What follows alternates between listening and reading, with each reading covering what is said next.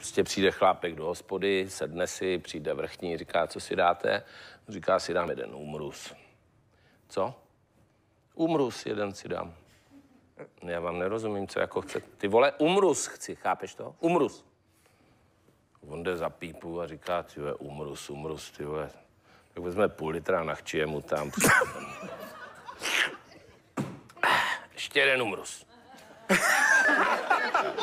To je nějaký magor, ty vole, nebo... Tak jde za tu pípu a vymačká ten močák, ten zbytek, teda mu to natankuje podruhé.